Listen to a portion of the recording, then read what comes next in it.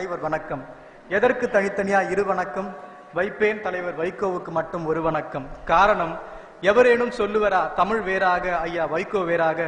ஐயா வைகோ அல்லவா இருக்கின்றார் தமிழுக்கு ஆணி வேறாக. முன்னாள் நாடாளுமன்ற உறுப்பினராயிருந்து இன்றளவும் நம்முடைய மக்கள் நெஞ்சில் நீங்காத இடம் பிடித்து என்றென்றும் மேடை பேச்சுக்கு என்று ஒரு மாபெரும் எடுத்துக்காட்டாகவும் இலக்கணமாய் விளங்குகின்றார். இதோ தலைவர் வைகோ அவர்கள் பேச வருகின்றார். நீரின்றி அமையாது இவ்வுலகு என்ற வான்மறை வள்ளுவரின் கருத்தோட்டத்திற்கு ஏற்ப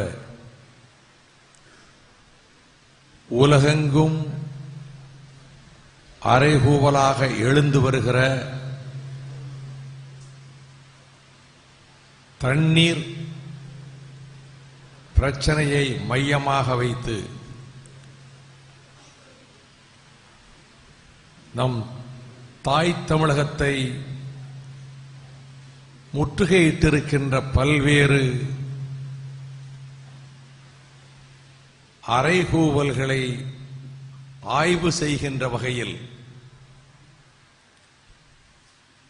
எதிர்காலத்தை தீர்மானிக்கக்கூடியவர்களான மாணவர் உலகம் இப்படி ஒரு நிகழ்வினை ஏற்பாடு செய்திருக்கிறது என்று மனம் மகிழுகிற சூழலில் கத்தோலிக்க திருச்சபையினார் உருவாக்கப்பட்டிருக்கின்ற புகழ்மிக்க லயோலா கல்லூரியில் ஷாலியார் அரங்கத்தில் அகில இந்திய கத்தோலிக்க பல்கலைக்கழக மாணவர் பேரமைப்பின் சார்பில் நடைபெறுகிற நிகழ்ச்சிக்கு தலைமை தாங்குகிற பெருமதிப்பிற்குரிய அருள் முனைவர் லயோலா கல்லூரி அதிபர் அமல் அவர்களே, லயோலா கல்லூரியினுடைய முதல்வர் அருள் முனைவர் ஜெயராஜ் அவர்களே, கல்லூரியினுடைய இணை முதல்வர் அருள் முனைவர் ஆரோக்கியசாமி அவர்களே, மதிப்புமிக்க அருள் முனைவர் ஹென்றி ஜெரோம் அவர்களே, அனல்வாயும் உரை நிகழ்த்திய வரவேற்புரை தந்த மாணவர் ஜோ பிரிட்டோ அவர்களே, முல்லை தமிழ் மணக்க தொகுத்து தருகின்ற கவின்குமார் அவர்களே, மாணவ செல்வங்களே, பேராசிரிய பெருமக்களே, வணக்கம். இந்த கல்லூரியில் தமிழ்நாடும் நதிகளும் என்ற தலைப்பில் நான் உரையாற்ற வேண்டும் என்று மாணவர் ஜோ பிரிட்டோ அவர்கள் மடல் மூலம் விடுத்த வேண்டுகோளை எனக்கு வழங்கப்படுகின்ற பெருமையாக கருதி மாணவர்களிடத்திலே உரையாற்றக்கூடிய இந்த உன்னதமான சந்தர்ப்பத்தை எண்ணி நன்றி பெருமித உணர்வோடு உங்கள் முன்னால் இந்த அரங்கத்திலே நின்று கொண்டிருக்கிறேன். வெடித்து சிதறுகின்ற வெப்பமான வார்த்தைகளை வரவேற்பு உரையிலே கேட்டேன். இந்த நாள் வங்கத்து சிங்கம் நேதாஜியினுடைய பிறந்த நாள். 1944 வருடம் செப்டம்பர் 22 நாள் அவர் கிழக்காசிய நாடுகளிலே இந்திய நாட்டினுடைய விடுதலைக்காக படை அணிகளை அமைத்து பர்மா நாட்டிலும் சிங்கப்பூர் மைதானங்களிலும் உரையாற்றி வந்த அந்த காலகட்டத்தில் the goddess of liberty demands men rebels and women rebels என்று கூறியதோடு give me your blood, I will get you liberty. ரத்தத்தை தாருங்கள், நான் விடுதலையை பெற்றுத் தருகிறேன் என்று முழக்கமிட்டார். நேதாஜியினுடைய பிறந்த நாள் ஆன இந்த ஜனவரி 23ஆம் தேதி தமிழகத்திலே இருக்கக்கூடிய நதிகளை பற்றி உரையாற்றுக என்று எனக்கு வாய்ப்பை தந்திருக்கின்றீர்கள். நதிகளால் சிறந்த தமிழ்நாடு, அந்த நதிகளின் பெருமையை பற்றி பேசுகிற பொழுது எப்படியெல்லாம் தமிழகம் வஞ்சிக்கப்படுகிறது என்பதனையும், ஒரு மாநிலத்திலே இருந்து இன்னொரு மாநிலத்திற்குள்ளே பாய்ந்து செல்லுகின்ற நதியை மேல்நிலை மாநிலமோ நாடோ தடுக்க முடியாது என்பதை ஜோ பிரிட்டோ இந்தியாவுக்கும் பாகிஸ்தானத்துக்கும் இடையிலே செய்யப்பட்ட ஒப்பந்தத்தை, மனிதருள் மாணிக்கம் என்று போற்றப்பட்ட பண்டித ஜவஹர்லால் நேருவும் பாகிஸ்தானத்தினுடைய ராணுவ அதிபராக இருந்த அயூப் கானும் கையெழுத்திட்ட அந்த ஒப்பந்தத்தை இங்கே நினைவூட்டி பேசினார். 4 சமர்களிலே சந்தித்திருக்கின்றோம், யுத்தகலத்திலே சந்தித்திருக்கின்றோம், ஆனால் ஒப்பந்தத்தினுடைய விதிமுறைகள் எதுவும் மீறப்படவில்லை என்று குறிப்பிட்டார். உலகம் ஏற்றுக்கொண்டிருக்கக்கூடிய விதிமுறைகள் இவை என்று அவர் குறிப்பிட்டார்.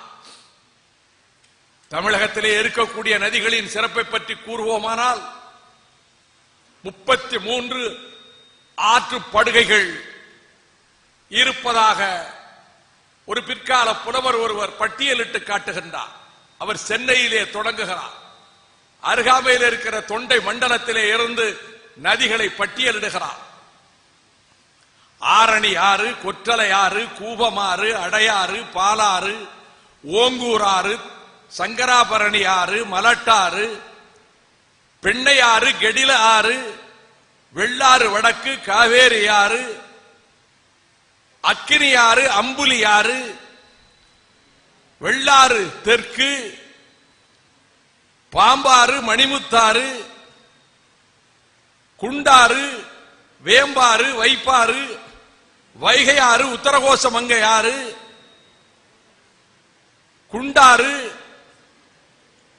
தாமிரபரணி ஆறு, நம்பியாறு, அனுமானாறு, வள்ளியாறு, பழவாறு, கோதையாறு என்று 33 ஆற்றுப்படுகைகள் இருப்பதை, 52 பாசன நீர்த்தேக்கங்கள் இருப்பதும், 39,000 ஏரிகள் அமைந்திருப்பதும், இதில் 26,700 ஏரிகள் தற்போது வானம் பார்த்த ஏரிகளாக திகழ்வதும், 18,26,806 கிணறுகள் அமைக்கப்பட்டிருப்பதும், இவையெல்லாம் காலப்போக்கிலே ஓடி சென்ற நதிகள், காவிரி, தென்பெண்ணை, பாலாறு, தமிழ் கண்டதோர் வையை, பொருணை நதி என மேவிய ஆறு பலகோடி திருமேனி செழித்த தமிழ்நாடு என்று பாரதி பாடினார். ஆக நதிகளின் சிறப்பை பற்றி சொல்லுகிற பொழுது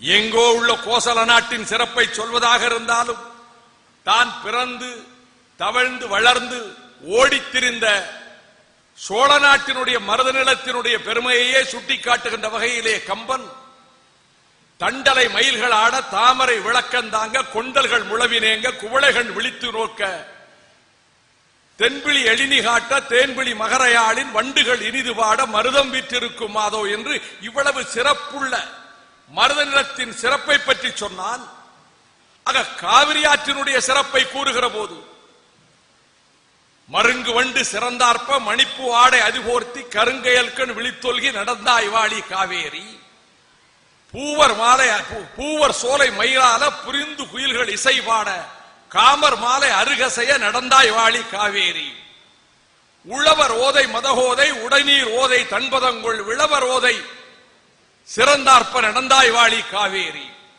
இந்த காவிரியினுடைய நீர் உரிமையை இழந்து நிற்கிறது தமிழ்நாடு. இன்றைக்கு விஸ்வரூபம் எடுத்திருக்கக்கூடிய முல்லை பெரியாறு பிரச்சனையை முன்னிறுத்தி வரவேற்புரையாளர் இங்கே குறிப்பிட்டார். ஆனால் ஆயிரக்கணக்கான ஆண்டுகளாக நாம் அனுபவித்து வந்திருந்த காவிரி ஆற்றின் உரிமையை இழந்து நிற்கிறோம்.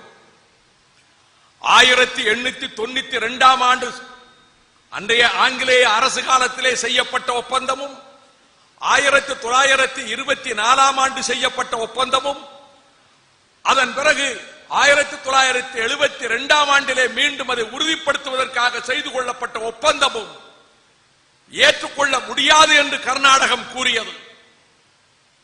இதே காலகட்டத்தில் என்னுடைய அன்புக்குரிய மாணவ செல்வங்களே, இந்த காலகட்டத்திலேதான் இன்றைக்கு உலகத்தினுடைய சிறப்புமிக்க நதிகளில் ஒன்றாக கருதப்படுகிற நைல் நதி. நீங்கள் நாகரிகங்களை பற்றி பேரறிஞர் அண்ணா அவர்கள் ஆற்றோரம் என்ற தலைப்பிலே அண்ணாமலை பல்கலைக்கழகத்திலே பேசினார். இந்த செழித்த நாகரிகங்கள் எல்லாம் கீழ்ப்படுகை நிலங்களிலே, கீழ்ப்படுகை பகுதிகளிலே தான் வளர்ந்திருக்கின்றன. இந்த ரைபேரியன் ஸ்டேட்ஸ் என்று சொல்லப்படுகிற பகுதிகளிலே தான் வளர்ந்திருக்கின்றன. ஆக நைல் நதி உற்பத்தியாகிற இடம் எகிப்து அல்ல. எத்தியோப்பியாவிலே உற்பத்தியாகின்ற வெள்ளை நைல் நதி, சூடானிலே உற்பத்தியாகின்ற நீல நைல் நதி, அதற்கு கிளை நதிகளாக வருகின்ற பல்வேறு ஆறுகள் எவையுமே எகிப்திலே உற்பத்தியாகவில்லை. ஆனால் நைலின் அருட்கொடையாக எகிப்து திகழ்கிறது. இதோ என் கண் முன்னாலே நிற்கின்ற பிரமிடுகள் 4000 ஆண்டுகள் என்னை பார்க்கின்றன என்று தன்னோடு வந்த போர் வீரர்களிடத்திலே சொன்னான் நெப்போலியன். உலகத்தின் மிக பழமையான நாகரிகங்கள் என்று கருதப்படுகிற இடங்களில் ஒன்று எகிப்து. அந்த எகிப்தை வளப்படுத்தக்கூடிய நைல் உற்பத்தியாகின்ற இடம் எத்தியோப்பியாவும் சூடானும். இதே காலகட்டத்தில் 1892 ஆண்டு என்று குறிப்பிட்டேன் அல்லவா, 1893 ஆண்டு ஒப்பந்தம் அங்கே மீண்டும் இங்கே காவிரி பிரச்சனைக்கு காவிரி ஒப்பந்தம் 1924, மீண்டும் அங்கே ஒப்பந்தம் 1925. அந்த ஒப்பந்தத்தின்படி சூடான் தேசமாகட்டும் எத்தியோப்பிய தேசமாகட்டும் எகிப்துக்கு செல்லுகின்ற தண்ணீரை தடுத்து மறித்து அணை கட்டக்கூடாது. இது ஒப்பந்தம். 1955 சூடான் விடுதலை பெற்ற பிறகு இதோ ஒரு புதிய தேசம் மலர்ந்து விட்டது. தெற்கு சூடான் மலர்ந்து விட்டது. லட்சக்கணக்கானவர்கள் படுகொலை செய்யப்பட்டதற்கு பிறகு இந்த உலகம் பொதுவாக்கெடுப்பு நடத்தி தெற்கு சூடான் என்கின்ற தேசம் நம் கண்முள்ளாலே மலர்ந்திருக்கிறது. நாளைய ஈழம் மலர்வதற்கு அச்சாரமாக அது மலர்ந்திருக்கிறது. எனவே இது வெள்ளைக்காரன் காலத்திலே போடப்பட்ட ஒப்பந்தம். நாங்கள் அடிமை நுகத்தடிகளை எங்கள் கழுத்திலே சுமந்து கொண்டிருந்த காலத்திலே போடப்பட்ட ஒப்பந்தம்.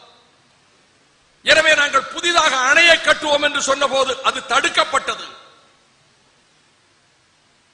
இன்று வரை எகிப்துக்கு செல்லுகின்ற தண்ணீரை தடுத்து நிறுத்துவதற்கு சூடான் தேசமோ எத்தியோப்பியாவோ முன்வரவில்லை.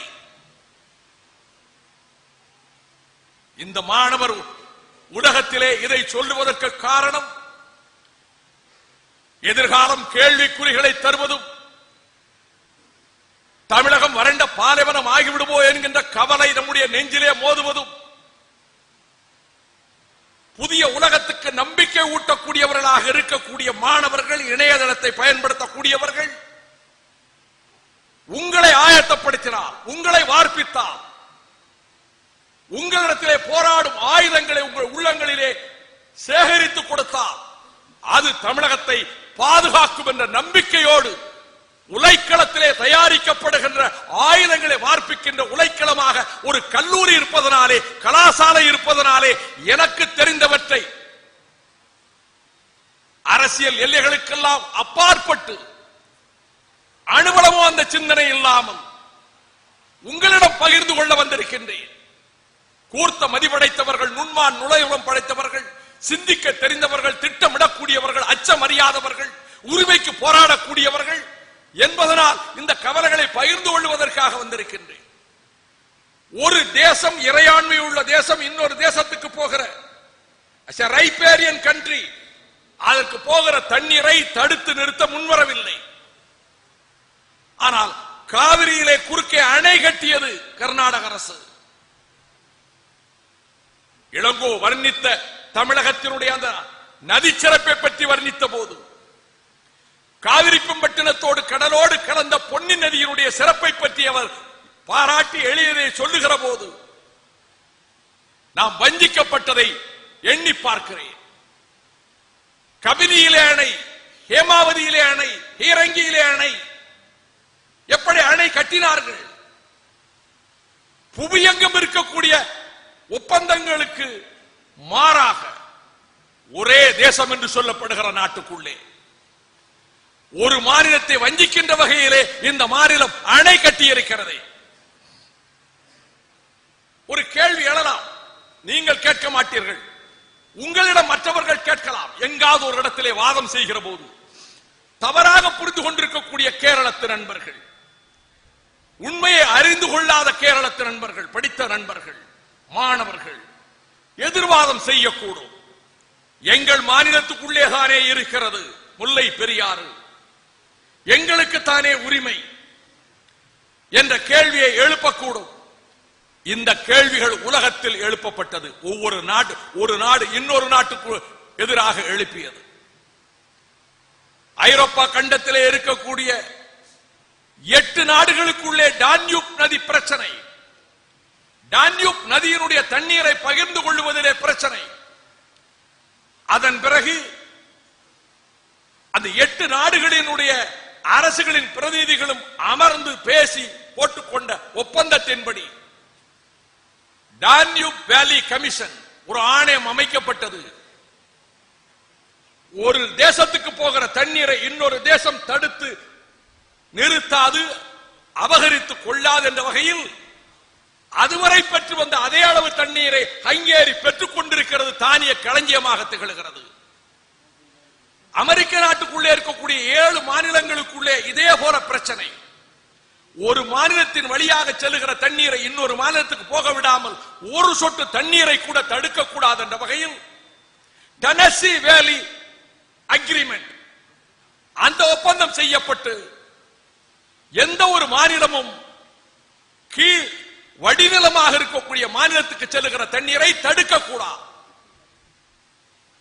இல்லை, எங்கள் தேசத்துக்குள்ளே இருந்து போகிற தண்ணீர் எங்களுக்கு மட்டுமே சொந்தம் என்கின்ற கோட்பாட்டை திணிப்பதற்கு 1-2 நாடுகள் முயன்றன. அதற்கு அவர்கள் ஹார்மோன் ஃபார்முலா பிரின்சிபிள் என்கின்ற அந்த கோட்பாட்டை சொன்னார்கள். மெக்சிகோவுக்கும் அமெரிக்காவுக்கும் ஜோகிராண்டோ நதியிலே தண்ணீர் பிரச்சனை வந்தபோது ஒரு தேசத்துக்குள்ளே இருக்கக்கூடிய வழியாக செல்கின்ற தண்ணீரை அந்த தேசம் தடுத்துக் கொள்ளலாம் என்று வழக்கறிஞர் ஹார்மோன் வாதாடினார்.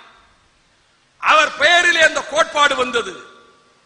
இந்த கோட்பாட்டை உலகம் ஏற்றுக்கொள்ளவில்லை. இந்த கோட்பாட்டை தான் கேரளம் இன்றைக்கு சொல்லுகிறது. மொழிவாரி மாநிலங்கள் பிரிக்கப்பட்ட போது நாம் வஞ்சிக்கப்பட்டோம் என்பதும்,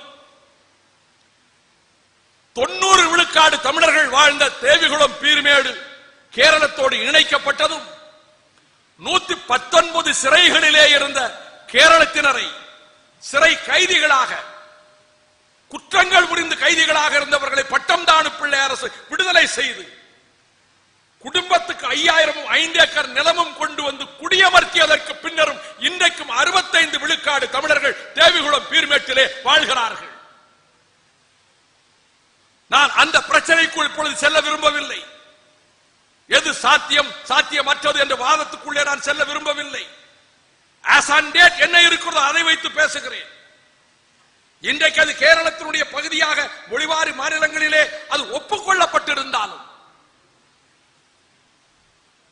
வருகிற தண்ணீரை அவர்கள் தடுத்து நிறுத்துவதற்கு அவர்களுக்கு அதிகாரம் கிடையாது. அதனால் தான் மாநிலங்களுக்கு இடையிலே ஓடுகின்ற நதிகள் தேசியமயமாக்கப்பட்ட இந்தியாவின் நதிகளாக நாட்டுடைமையாக்கப்பட வேண்டும் என்ற கருத்தை நாடாளுமன்றத்திலே மசோதாவாக கொண்டு வலியுறுத்திய தகுதியோடு இந்த லயோலா கல்லூரி அரங்கத்து மாணவர்கள் மத்தியிலே நான் நிற்கிறேன்.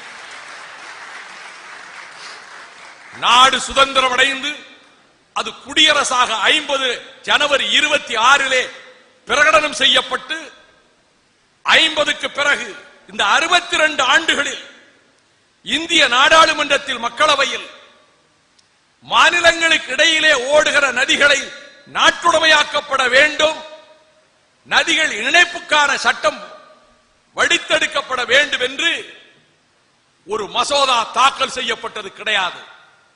அரசு தாக்கல் செய்ததில்லை. எத்தனையோ அரசுகள் வந்து போயிருக்கின்றன.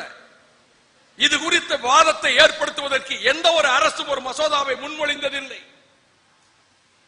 இந்த 62 ஆண்டுகளில் நாடாளுமன்ற உறுப்பினர்கள் தனிநபர் மசோதாக்களை தாக்கல் செய்யலாம். அது குலுக்கு சீட்டு முறையிலே தேர்ந்தெடுக்கப்படுமானால் அது விவாதத்துக்கு எடுத்துக் கொள்ளப்படலாம். அப்படி 1998 மக்களவைக்கு நான் முதலாக தேர்ந்தெடுக்கப்பட்ட போது மாநிலங்களுக்கு இடையிலே ஓடுகிற நதிகள் நாட்டுடைமையாக்கப்பட வேண்டும் என்ற மசோதாவை நான் தாக்கல் செய்தேன். விவாதத்துக்கு எடுத்துக்கொள்ள வாய்ப்பில்லாமல் போயிற்று. அந்த அரசு மாறியது, கவிழ்ந்தது. மீண்டும் 99 அடுத்த பாராளுமன்றம் அமைந்தவுடன் அதே மசோதாவை திரும்ப தாக்கல் செய்தேன். 2000 ஆண்டில் நான் எதிர்பார்க்கவில்லை, அது விவாதத்துக்கு எடுத்துக் கொள்ளப்பட்டது. That is decided by lot. ஏராளமான மசோதாக்கள் தாக்கல் செய்யப்பட்டிருக்கும். எது விவாதத்துக்கு வரும் என்பது அவர்கள் லாட் சிஸ்டத்திலே குலுக்கு சீட்டு முறையிலே எந்த மசோதாவை எடுக்க வேண்டுமோ வரும். சில வேளைகளில் 7 வருடம் 8 வருடம் கூட மசோதா விவாதத்துக்கு வராமல் போய்விடும். தபால் தந்திகளை தணிக்கை செய்வதற்கு நான் ஒரு மசோதா தாக்கல் செய்து 8 ஆண்டுகள் காத்திருந்தேன். 8 ஆண்டுகளுக்கு பிறகுதான் தபால் தந்தி தணிக்கை செய்வது ஜனநாயக விரோதம் என்று கொண்டு வந்த மசோதா விவாதத்துக்கு எடுத்துக் கொள்ளப்பட்டது. நான் அதை பற்றி விரிவாக செல்ல விரும்பவில்லை. அது மிக சுவாரஸ்யமாக அது எப்படி விவாதத்துக்கு எடுத்துக் கொள்ளப்பட்டது என்று சொல்லுகிற போது, ஒவ்வொரு வெள்ளிக்கிழமையும் ஒரு விவாதம் நடக்கும் என்றால் நாடாளுமன்ற நடைமுறை ஒரு 2 நிமிடம் நீங்கள் தெரிந்து கொள்வது நல்லது. தனிநபர்கள் தீர்மானமும் தாக்கல் கொடுப்பார்கள், மசோதாக்களும் கொடுப்பார்கள். ஒவ்வொரு வெள்ளிக்கிழமையும் பாராளுமன்றம் பிற்பகலில் மக்களவையும் மாநிலங்களவையும் அந்த தனிநபர்களினுடைய மசோதா அல்லது தீர்மானத்தை பற்றி மட்டும் வாதிக்கும். இந்த வெள்ளிக்கிழமை தனிநபர் தீர்மானம் என்றால் அடுத்த வெள்ளிக்கிழமை தனிநபர் மசோதா. இது விவாதம் நடக்கிற போது அந்த 5 மணி அளவிலே விவாதம் முடிவடையாவிட்டால் அதற்கு அடுத்த 14வது நாளைக்கு அது தள்ளி போய்விடும். இப்படி நடந்து கொண்டிருக்கின்ற போது இந்த மசோதா இன்றைக்கு தேர்ந்தெடுக்கப்பட்டிருக்கிறது, வாதம் நடக்கிறது. 2வதாக வந்தவருக்கு வாய்ப்பில்லாமல் போய்விடும். அப்ப திரும்ப அடுத்த 2 வாரம் கழித்து மீண்டும் லாட் சிஸ்டத்திலே வருகிற போது அன்றைக்கு இந்த வாதம் ஒரு 3 மணி 3:30 மணிக்கு முடிந்தால் அடுத்த வாதத்துக்கு வருகிற எடுத்துக்கொள்ளப்படுகிற பொருள் எடுத்துக்கொள்ளப்படும். நான் 7 ஆண்டுகள் காத்திருந்தேன். இந்த வாதத்தை வரவிடக்கூடாது என்று மிக சாதுரியமாக தடுத்து விட்டார்கள். அந்த வாதத்தை 5 மணி வரை நீட்டித்து செல்வார்கள். அல்லது 2வது 3வதாக இடம்பெற்றிருக்கிறவர்களை வரவழைத்து பேச வைப்பார்கள். அடுத்த மசோதா 4வதாக தேர்ந்தெடுக்கப்படுகிற மசோதா வாய்ப்பில்லாமல் போய்விடும். நான் 8 வருடம் கழித்து ஒரு முறை என்ன செய்ய, எனக்கு 5வதாக என்னுடைய மசோதா இடம்பெற்றிருந்தது. முதலாவது இடம்பெற்ற மசோதா 3:30 மணி 4 மணிக்கு வாதம் முடியக்கூடும். அது ஏற்கனவே 3 மாதமாக நடந்து கொண்டிருக்கிறது. எப்படியாவது இதை பயன்படுத்த வேண்டுமே என்று கருதி விசாரித்தேன். இந்த 2வது மசோதா 3வது மசோதா 4வது மசோதாவை சார்ந்தவர்கள் அன்றைக்கு வெள்ளிக்கிழமை என்று ஊரில் இல்லை என்று தெரிந்து கொண்டேன்.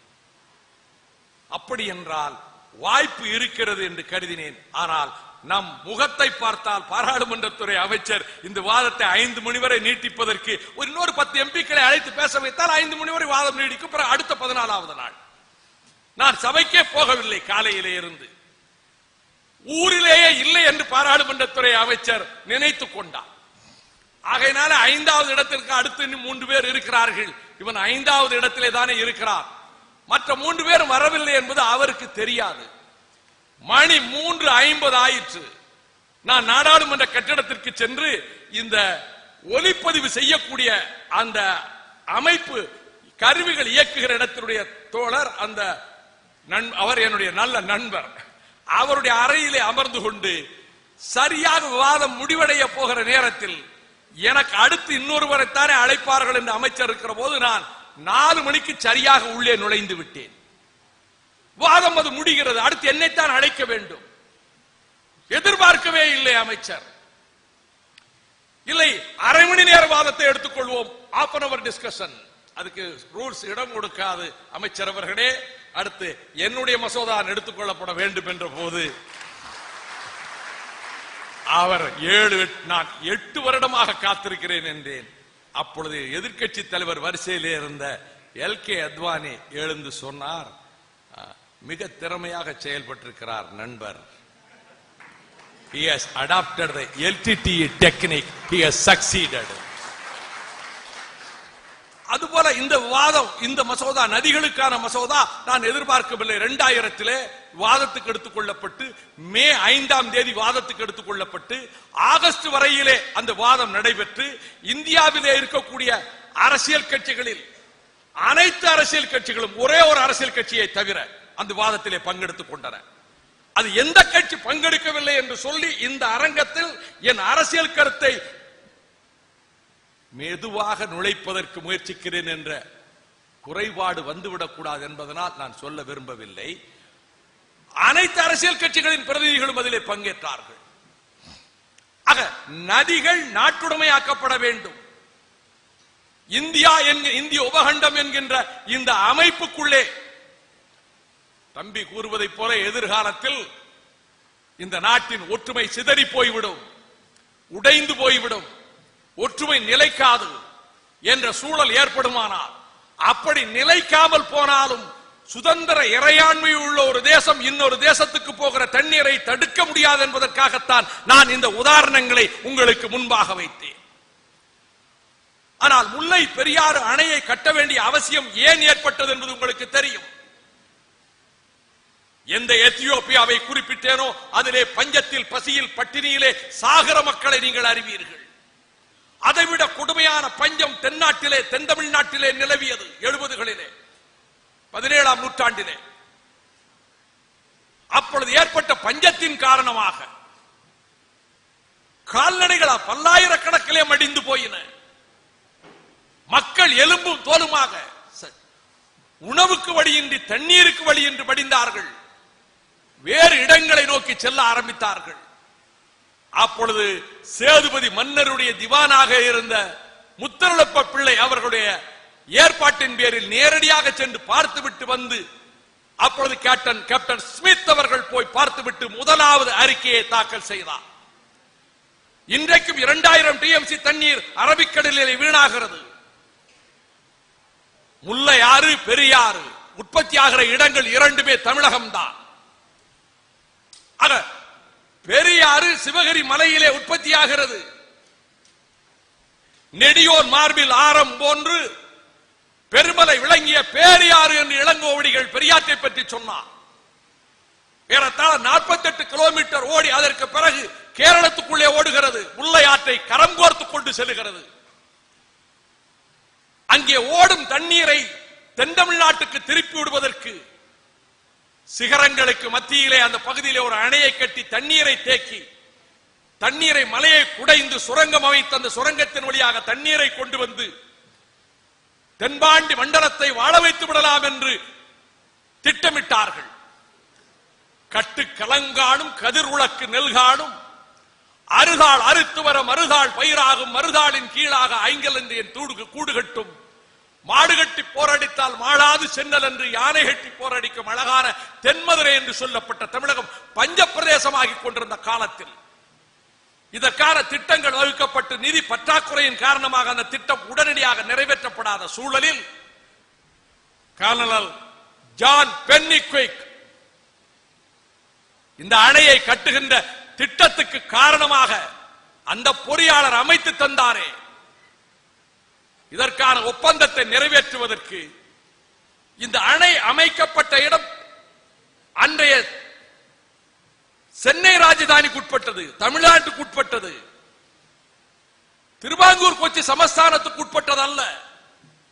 தவறான தகவலின் பேரிலே திருவிதாங்கூர் அரசருக்கு தகவல் அனுப்பிய போது அதிர்ஷ்டம் வந்து விழுந்ததை போல நமக்கு இந்த இடம் உரிமை இல்லை, இருந்தாலும் கேட்கிறார்களே வருவதை ஏன் விடுவானேன் என்று ஒப்புக்கொண்டார். அந்த பகுதி பூஞ்சார் சமஸ்தானத்துக்கு உட்பட்டது. பாண்டிய மன்னர்கள் தான் முன்னர் ஆட்சி புரிந்து வந்தார்கள். இருப்பினும் ஒப்பந்தத்தை ஏற்றுக்கொள்வதென்று கருதி 1886 ஆண்டு அக்டோபர் 29 ஒப்பந்தம் கையெழுத்திடப்பட்டது. அணைக்கட்டை தொடங்கி வைப்பதற்கு கவர்னராக இருந்த கன்னிமேரா மதுரை கலெக்டர் ஹேஸ்டிங்ஸோடு சென்று ஒரு மரத்தை வெட்டி போட்டு 1887 வேலையை தொடங்கி வைத்தார். பிறகு அணைக்கட்டினுடைய வேலை இடையிலே ஒரு கட்டத்திலே அடித்துக் கொண்டு போனது, நிதி இல்லாமல் போனது. பென்னிக்விக் தன்னுடைய தாயகத்துக்கு சென்றார், சொத்துக்களை விற்றார், தன் மனைவி சீமாட்டியினுடைய சொத்துக்களை விற்றார், பொருட்களை விற்றார், அந்த நிதியை கொண்டு வந்து கொடுத்தார், அணையை எழுப்பினார். இதையெல்லாம் நீங்கள் அறிந்திருப்பீர்கள். 1895 ஆண்டு அக்டோபர் 10 சென்னை கவர்னர் வென்லாக் பிரபு அணையை திறந்து வைத்தார். அந்த அணை இங்கே குறிப்பிட்டதை போல ஏறத்தாழ 2,17,000 ஏக்கருக்கு பாசனம் தருகிறது. இன்றைய மக்கள் தொகை கணக்கிலே 85 லட்சம் மக்களுக்கு குடிதண்ணீர் தருகிறது, மதுரை உள்ளிட்ட நகரங்களுக்கு. இந்த அணையை அமைப்பதற்கு அவர்கள் 22க்கு மேற்பட்ட இங்கிலாந்து நாட்டு பொறியாளர்கள் உயிரிழந்திருக்கிறார்கள். கடுமையான நோய்கள், விலங்குகளின் தாக்குதல்கள், ஒரு கையில் அருவாள், ஒரு கையில் இரட்டை குழாய் துப்பாக்கிகளோடு அந்த பகுதியிலே இருக்கக்கூடியவர்களை, உடலிலே வலுவும் உள்ளத்திலே திண்மையும் கொண்டவர்களை மெய்காப்பாளர்களாக உடனழைத்துக் கொண்டு போய் அவர்கள் அந்த காடுகளுக்குள்ளே கடுமையான சோதனைகளுக்கு மத்தியிலே இந்த அணையை கட்டுவதற்கு அவர்கள் பட்டிருக்கின்ற சிரமங்கள் வெக்கன்சி அருமையாக எழுதி வைத்திருக்கின்றார். ஆக இந்த அணை எழுப்பப்படுகின்ற போது அங்கே அந்த பகுதியிலே வாழுகின்றவர்கள் பென்னிக்விக்கு சிலை எழுப்புகிறார்கள், படம் வைத்திருக்கிறார்கள், பெயர் வைத்திருக்கிறார்கள். ஒரு செய்தியை கூட சொல்லுவதுண்டு, லோகன் என்கின்ற பெயர் அந்த பகுதியிலே பிரசித்தம். சேவை செய்வதையே நோக்கமாக கொண்டு கத்தோலிக்க திருச்சபை இயங்க ஆரம்பித்தது. இந்த கல்லூரிக்கு பெயர் லயோலா கல்லூரி. இந்த லயோலா ஸ்பெயின் தேசத்திலே இருக்கக்கூடிய ஒரு ஊரின் பெயர். செயின்ட் இக்னேசியஸ் லயோலா, அவர் அந்த ஊரிலே பிறந்தவர். அவர் ஸ்பெயின் தேசத்தினுடைய ராணுவத்திலே பணியாற்றியவர், படையிலே பணியாற்றியவர். அப்பொழுது ஒரு தாக்குதல், பிரெஞ்சு தேசத்துக்கும் அவர்களுக்கும் ஏற்பட்ட மோதலிலே ஒரு தாக்குதல் நடந்த போது ஒரு கோட்டையை பாதுகாக்கின்ற அந்த கடமையாற்றிக் கொண்டிருந்த இக்னேசியஸ் லயோலா அவருடைய ஒரு கால் மீது ஒரு பக்கத்திலே குண்டு பாய்ந்ததன் விளைவாக அவர் முடமாக நேரிட்டது. நீண்ட நாட்கள் சிகிச்சை பெற்று மென்ரசா என்கின்ற ஒரு குகையிலே தன் உள்ளத்தில் எழுந்த கேள்விகளுக்கு விடை காண்பதற்கு அவர் துடித்த போதுதான் கர்த்தருக்கு தொண்டு செய்ய, மக்களுக்கு தொண்டு செய்ய துயரப்படுகின்றவர்கள் பாக்கியவான்கள், அவர்கள் ஆறுதல் அடைவார்கள் என்பதை போல துன்பப்பட்ட மக்களுக்கு சேவை செய்ய வேண்டும் என்கின்ற கருத்தினை உள்ளத்திலே பதிய வைத்துக் கொண்டு வருத்தப்படுகின்றவர்களுடைய பாரத்தை போக்குவதற்காக தன்னுடைய வாழ்வை அர்ப்பணித்து 1521 ஆண்டு மே 19 கோட்டை வாயிலிலே அரண் மீது நின்று கொண்டிருந்த இக்னேசியஸ் லயோலா மீது துப்பாக்கி குண்டு பாய்ந்தது. 1539 ஆண்டில் திருச்சபையை தொடங்கினார். அந்த திருச்சபையில் 1002 பேர் உறுப்பினர்களாக சேர்ந்தார்கள். அதற்கு பிறகு அது 27,000 உறுப்பினர்களை கொண்ட சபையாகியது. ஆம், செயின்ட் இக்னேசியஸ் லயோலாவினுடைய அருட்கொடையாகத்தான் ஃபாதர் பிரான்சிஸ் சேவியர் இந்திய திருநாட்டுக்குள்ளே அடியெடுத்து வைத்தார். பிரான்சிஸ் சேவியர் பெருமை பேசுகிற ஒளியும் ஓய்வும் உண்மையா என்ற குறிக்கோளை கொண்ட சவேரியர் கல்லூரியிலே வார்ப்பாக வந்தவன் லயோலா கல்லூரி அரங்கத்திலே வைகோ பேசுகிறார்.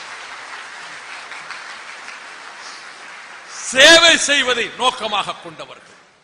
அந்த நோக்கத்தினாலே தான் சொன்னான் பென்னிக்விக், இந்த பூ உலகத்துக்கு ஒரு முறைதான் வந்து செல்லுகிறேன், மனித குலத்துக்கு பயன்படுகின்ற வகையிலே நான் சேவை செய்ய விரும்புகிறேன். தவிர்ப்பதற்கோ தள்ளி போடுவதற்கோ வாய்ப்பில்லை. காரணம், இனி ஒரு முறை நான் இந்த புவிக்கு வரப்போவதில்லை. இதை சொன்னவன் பென்னிக்விக். அதே உணர்வோடு வந்த லோகன், பொறியாளராக இருந்த லோகன், கட்டுமான பணிகளை பார்வையிட்டுக் கொண்டிருந்த லோகன், 2 வருடமாக லண்டனுக்கு செல்லாத லோகன், அவருடைய அன்பு மனைவியும் ஒரே ஒரு அருமை மகள், 9 வயது சிறுமி. தந்தையை பார்க்க மகளும், கணவனை பார்க்க மனைவியும் வந்தார்கள் தமிழ்நாட்டுக்கு, இந்தியாவுக்கு வந்தார்கள் தமிழ்நாட்டுக்கு. அம்மையனாக்கனூரிலே இறங்கி கம்பத்துக்கு சென்று அங்கே இருந்து அணை கட்டுமானம் நடைபெறுகிற இடத்துக்கு போன போது 2 வருடம் கழித்து தன் பிரிய மனைவி வந்த மகிழ்ச்சியிலே, மகளை பார்த்த சந்தோஷத்திலே அவர் தங்கி இருந்த குடிலிலே அவர்களை தங்க வைத்தார். 2 நாட்கள் மகிழ்ச்சியாக கிடந்தன. 3ஆம் நாள் தகப்பன் கட்டுகின்ற அணைக்கட்டினுடைய நேர்த்தியை காண வேண்டும் என்ற ஆவலில் அந்த 9 வயது லோகனின் மகள் கட்டுமான வேலை நடந்து கொண்டிருக்கிற இடத்தில் தளிர்மான் குட்டியை போல அங்கும் இங்கும் தாவி பாய்ந்து துள்ளி விளையாடி கொண்டிருந்தாள். நடக்கக்கூடாதது நடந்து விட்டது. கட்டுமான இடத்திலே மேலே இருந்து ஒரு கல் சிதறி வந்து லோகனின் மகளின் தலை மீது வந்து விழுந்தது. தலை உடைந்து பாறையிலே சாய்ந்து ரத்த வெள்ளத்தில் துடிதுடித்து தந்தையின் கண்ணுக்கு முன்னாலேயே லோகன் மகள் செத்து போனாள். இந்த துயரத்தை தாங்க முடியாமல் 30ஆம் நாள் லோகனும் இறந்து போனார். 2 பேரின் கல்லறைகளும் அங்கே இருக்கின்றன. ஜெயபிரகாஷ் நாராயணன் மரணத்தின் மடியிலே அவன் உயிர் ஊசலாடி கொண்டிருந்த பொழுது அப்பல்லோ மருத்துவமனையிலே உடம்பெல்லாம் நெருப்பால் வெந்து கருகிய நிலையில் அந்த இளைஞனிடம் போய், தம்பி, இப்படி நெருப்பிலே குதித்து விட்டீர்களே, வாழ வேண்டிய வீர சிங்கம், இப்படி உங்களை அழித்துக் கொள்ள ஏன் முடிவெடுத்தீர்கள் என்று கேட்டபோது சொன்னார், நம் தென்னாட்டையே அழிக்கக்கூடிய வகையிலே இந்த முல்லை பெரியாற்றில் துரோகம் இழைக்கின்ற மத்திய காங்கிரஸ் அரசையும் கேரள காங்கிரஸ் அரசையும் கண்டிப்பதற்காகத்தான் நான் நேரு சிலை பீடத்தில் தீ குளித்தேன் என்றார். டாக்டர்களும் அருகில் இருந்தார்கள், 1-2 ஊடகையாளர்களும் இருந்தார்கள். மீண்டும் பதிவு செய்ய வேண்டும் என்று, தம்பி என்ன சொன்னீர்கள் ஜேபி என்று கேட்டேன். திரும்பவும் அதை சொன்னார். அப்பொழுது அந்த தம்பியிடம் நான் வருத்தத்தோடு தெரிவித்தேன், டிசம்பர் 7ஆம் தேதி, டிசம்பர் 8ஆம் தேதி தேனி உண்ணாவிரத மேடையில் நீங்கள் என்னிடத்தில் 5 நிமிடம் பேச வேண்டும் என்று எழுதி கொடுத்தீர்கள். நான் மறுத்தேன். ஏன் தெரியுமா தம்பி? என் தகுதிக்கு மீறி அந்த ஒரு பக்கம் என்னை புகழ்ந்து எழுதியிருந்தீர்கள். அந்த மேடையில் என்னை பாராட்டுகிற புகழுரையை வாசிக்க விடுவது என் மனதுக்கு ஏற்புடையதல்ல என்று கருதி உங்களை பேச விடவில்லை.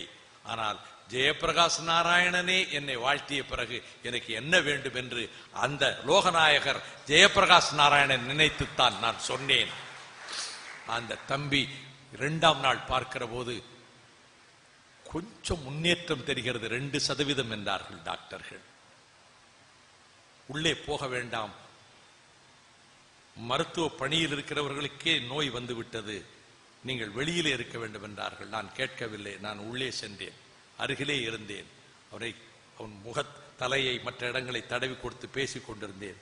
அப்பொழுது சொன்னேன், சுகமாயிருப்பா, சுகமாயிருயா, மகிழ்ச்சியா இருங்க. அப்பொழுது பேச முடியவில்லை. எழுதி காட்டினார். எனக்கு உங்களை போன்ற உங்களாலே புரிந்து கொள்ள முடியும். நான் முகஸ்துதிக்கு சொல்லவில்லை. நீங்கள் ஒரு அலைபேசியை பயன்படுத்துவது, ஒரு கணிப்பொறியை பயன்படுத்துவது அளவுக்கு நாம் பயன்படுத்த முடியாது. எளிதில் கிரகிக்கக்கூடிய ஆற்றல் இயல்பாகவே இந்த தலைமுறைக்கு இருக்கிறது. அது எழுதி காட்டுவதை என்னால் புரிந்து கொள்ள முடியவில்லை. உடனே ஒரு பேட் எடுத்து கொடுத்தேன், டாக்டர்கிட்ட வாங்கி பேனாவை கொடுத்தேன். வெந்து போன அந்த விரல்களை வைத்துக் கொண்டு எழுதினார், உங்களை கான்டாக்ட் பண்றது எப்படி? என் உறவுக்காரர்கள் இங்கே வந்திருக்கிறார்களா? உங்க அம்மாவும் அக்காவும் அண்ணனும் வெளியே நிற்கிறாங்க. சுகமாயிரும்யா, இந்த வருஷ தைப்பொங்கலுக்கு என் கலிங்கப்பட்டி கிராமத்துக்கு உங்களை நான் அழைச்சிட்டு போவேன் என்ற உடனே அந்த கண்களிலே அவ்வளவு மலர்ச்சி. 2 நாள் கழித்து போகிற போது இனி பிழைக்க மாட்டார் என்று தெரிந்த பிறகு அந்த பிள்ளையின் காதுகளில் விழ நான் சொன்னேன், தம்பி ஜெயபிரகாஷ் நாராயணன், பெண்ணிக்கு பெயர் இருப்பதை போல இந்த மண்ணில் உன் பெயர் என்றைக்கும் இருக்கும் அப்பா அப்படின்ற. இதன் பிறகு அவர் இறந்து விட்டார் என்று நான் வழக்கு ஒன்றுக்காக ஸ்டெர்லைட் வழக்குக்கு டெல்லி சென்றவன் நள்ளிரவில் தகவல் கிடைத்து காலை விமானத்திலே டெல்லியிலிருந்து விரைந்து வந்து மதுரை வந்து தேனி சென்று ஜெயபிரகாஷ் நாராயணனுடைய உயிரற்ற சடலத்தை பல்லாயிரக்கணக்கான ஆவேசமுற்ற வாலிபர்கள் கோஷமிட்டவாறு நாங்கள் தூக்கி சுடுகாட்டை நோக்கி செல்லுகிற போது பண்டித ஜவஹர்லால் நேருவின் சிலை எந்த சிலை பீடத்திலே அவர் தீக்குளித்தாரோ அந்த சிலைக்கு முன்னால் நின்று கொண்டு சிலையை அகற்ற வேண்டும் என்று, நேரு சிலை அகற்று என்று முழக்கம் ஆரம்பித்தார்கள். நான் அந்த இளைஞர்களிடம் சென்று இந்த முழக்கம் தவறான முழக்கம், நிறுத்துங்கள் என்றேன்.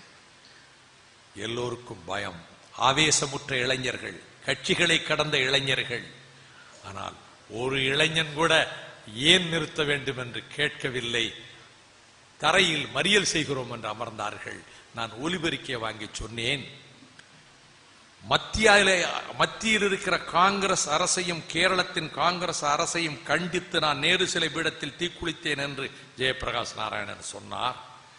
நேரு சிலையை எதிர்த்து தீக்குளிக்கவில்லை, நேருவை எதிர்த்து தீக்குளிக்கவில்லை.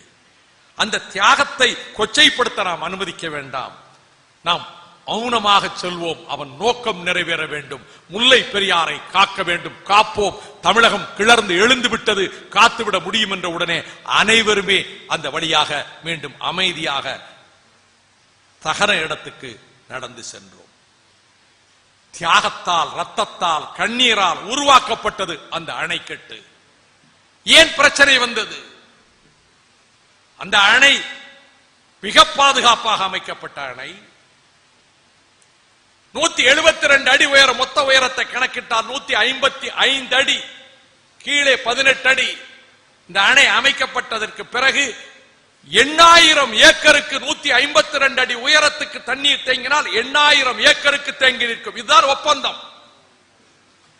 அந்த ஒப்பந்தம் என்பது இந்த 8000 ஏக்கருக்கு தேங்கி நிற்கும் தண்ணீரும், தண்ணீரை பயன்படுத்துவதும், அணையும், அது குறித்த முழு உரிமையும் தமிழ்நாட்டுக்கு. இது வெள்ளைக்காரன் காலத்திலே போடப்பட்ட ஒப்பந்தம், செல்லாது என்றார் முன்னாள் முதலமைச்சர் அச்சுதானந்தன். அப்படியானால் இந்தியாவிலே இந்தியன் பீனல் கோடு செல்லாது.